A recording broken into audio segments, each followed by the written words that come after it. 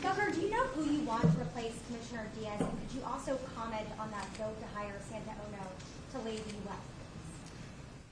So on the UF presidential, I appoint people to the boards of trustees and the board of governors, and they do these searches and they bring in candidates. And so with the respect for the University of Florida, I don't know the candidate. He was the president of the University of Michigan, which is usually considered one of the top public universities in America, and he wants to come to Florida. Now, people have pointed out a lot of statements that he has made that are not exactly what we're looking for in a state where woke goes to die.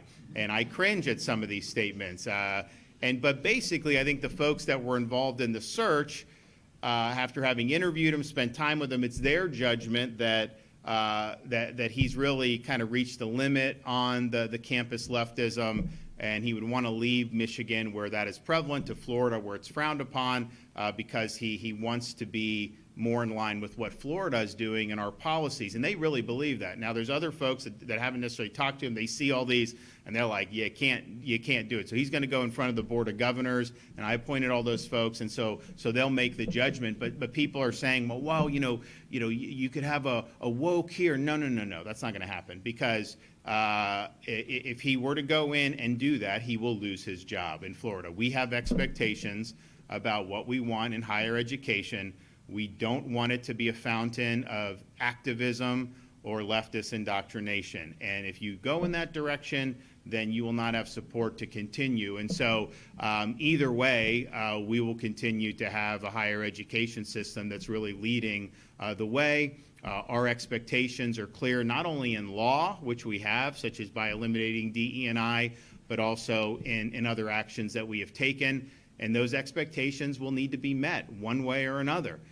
When we had the Hamas stuff breaking out across the country, and you had this stuff at Columbia University, all these other places, people said, oh man, it's not happening in Florida. I wonder why. Well, it wasn't a mystery why.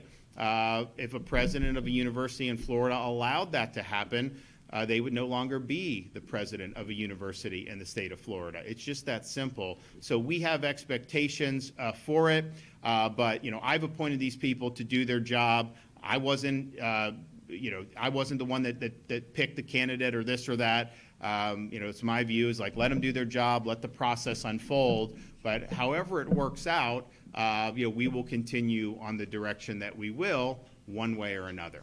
The city of Naples just lost an appeal to stop a drag show from being held outside next weekend at Campion Park. Of course, this comes as that state law is still blocked.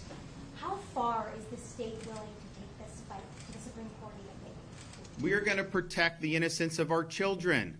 Why would it be problematic to say you can't do this stuff that's sexually explicit in front of minors?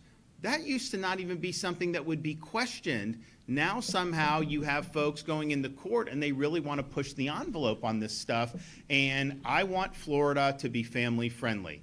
We fought the fight about the schools with the edge, particularly for the young grades, about, are you going to be like California, where you report to second grade and you're not learning math or English, you're learning about changing genders? That's unacceptable. And we laid down the marker here. So parents in Florida should know that we're on their side, and these kids should not be robbed of their innocence. So when you have some of this stuff where you'd have these establishments where you could have minors in there, and that's not consistent with good policy. So we stand for the protection of the children, and we're going to continue to do that.